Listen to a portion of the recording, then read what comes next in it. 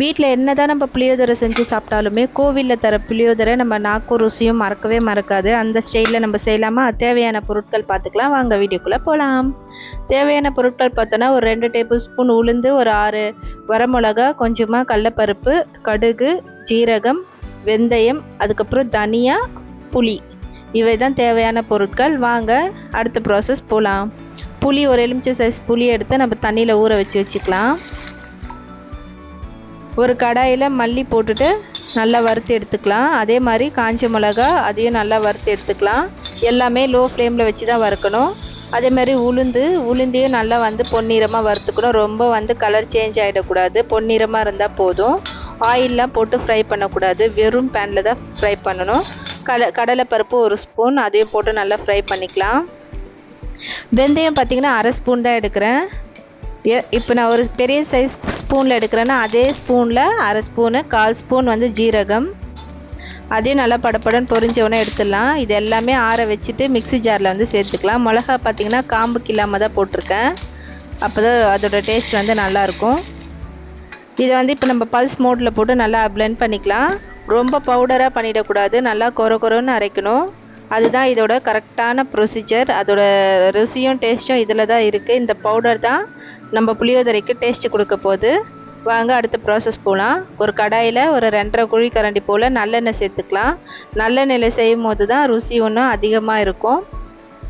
அது கூட ஒரு டேபிள் ஸ்பூன் நம்ம கடுகு ஆட் பண்ணிக்கலாம். கடலப்பருப்பு 1 டேபிள் ஸ்பூன், காஞ்ச மிளகா ஒரு 7 போல் காஞ்ச மிளகா நம்ம ஆட் பண்ணிக்கலாம். கடுகு நல்லா பொரியணும். அதே மாதிரி இந்த கடலப்பருப்பும் பார்த்திங்கன்னா ஓரளவுக்கு பொன்னிறமாக மாறணும்.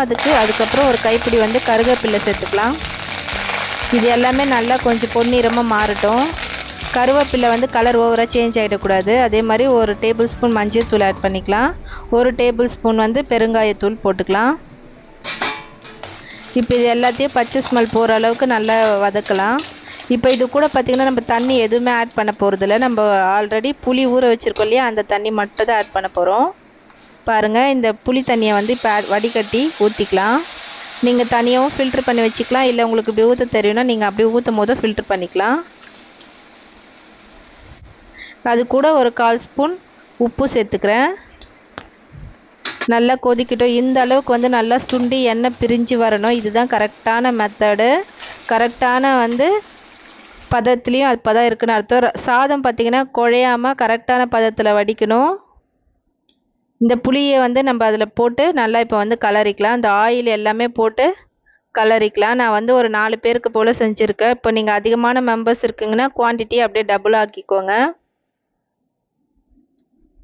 இப்போ சாதம் எல்லாத்தையும் போட்டு நம்ம புளி தேவையான அளவு அந்த காய்ச்சலை போட்டு நம்ம கலரிக்கலாம். இப்போ கொஞ்சமாக எடுத்து நான் இதை பவுட்ரு ஆட் பண்ணி நான் கலர போகிறேன்.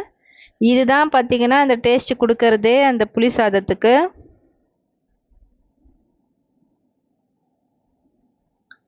பாருங்கள், ஃபுல்லாக கலரி முடிச்சாச்சு. இது கூட நீங்கள் முந்திரி பருப்பு, அதே மாதிரி வேர்க்கடலை எது வேணாலும் நீங்கள் ஆட் பண்ணிக்கலாம். அதெல்லாம் ஆட் பண்ணிங்கன்னா இன்னும் டேஸ்ட்டு டபுளாக கொடுக்கும். பாருங்கள், புளி சாதம் ரெடி ஆகிடுச்சு. சூப்பராக இருக்குது. கோவில் ஸ்டைலில். வாங்க பரிமாறிடலாம்.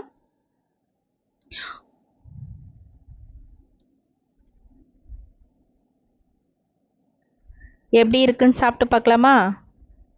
நீங்களும் வீட்டில் இதை ட்ரை பண்ணிவிட்டு எப்படி இருந்தது சொல்லிட்டு எனக்கு கமெண்ட் பண்ணுங்கள். மறக்காமல் வீடியோவை சேவ் பண்ணி வச்சுக்கோங்க. அண்ட் சப்ஸ்கிரைப் பண்ணுங்கள், லைக் பண்ணுங்கள். பாய்.